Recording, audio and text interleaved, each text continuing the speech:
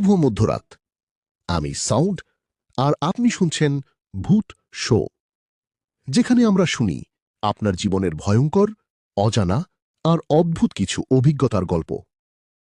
আজকের গল্পটা এসেছে ভোলা থেকে। গল্পটা পাঠিয়েছেন রিফাত, ছদ্মনাম। চলুন সরাসরি চলে যাই ঘটনায়। ঘটনাটা 2018 সালের। জায়গা ভোলার একদম ভেতরের একটা গ্রাম। নামটা এখনো বলতে ভয় লাগে। আমার এক বন্ধু ছিল রিফাত। ওর মামার বাড়ি ওই গ্রামে। একদিন ও আমাকে বলল, চল মাছ ধরতে যাব। নদীর পাশের খালটা নাকি রাতে অনেক মাছ ওঠে। আমিও রাজি হয়ে গেলাম। গ্রামের পরিবেশ, নদীর ধারে বসে মাছ ধরা, এইসব আমার অনেক ভালো লাগে। সেদিন ছিল অমাবস্যার রাত। আমরা রাত 11টার দিকে বের হলাম। হাতে টর্চ, সাথে জাল আর একটা ছোট হ্যারিকেন। চারপাশ একদম নিস্তব্ধ, শুধু দূরে কুকুরের ডাক আর ঝিঝি পোকার শব্দ। খালের কাছে পৌঁছে দেখি পানি একদম স্থির, অদ্ভুতভাবে শান্ত। রিফাত হালকা হেসে বলল, এই জায়গাটা নিয়ে গ্রামের মানুষজন একটু ভয় পায়, বলে এখানে নাকি কিছু আছে। আমি হেসে উড়িয়ে দিলাম।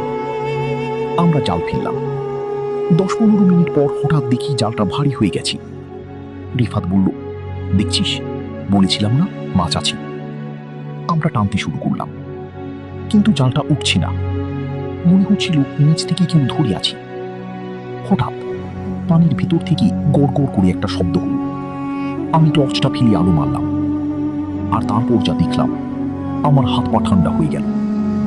জালের ভিতরে মাছ না, একটা মানুষের মতো হাত, কিন্তু সেটা স্বাভাবিক হাত না, কালচে, ফুলে গেছে, আর নখগুলো লম্বা। আমি ভয় পেয়ে চিৎকার করে উঠলাম, রিফাত, এটা কি? রিফাত প্রথমে বিশ্বাস করেনি, কিন্তু যখন ও নিজে দেখল, ওর মুখের রং পাল্টে গেল। আমরা জালটা ছেড়ে দৌড় দিতে যাব, ঠিক তখনই পিছন থেকে কেউ খুব আস্তে করে বলল, আমার এই ছাইটা যাস না। আমরা দুজনই জমে গেলাম। ধীরে ধীরে পিছনে তাকালাম। দেখি খালের মাঝখানে এক মহিলা দাঁড়িয়ে, কোমর পর্যন্ত পানি, কিন্তু সে ডুবে যাচ্ছে না। চুলগুলো ভিজা, মুখটা দেখা যাচ্ছে না, শুধু নিচু হয়ে আছে। সে আবার বলল, তোরা আমারই জালে ধরছুস, এখন ছাইরা যাস কই? আমার বুক ধরফর করতে লাগলো।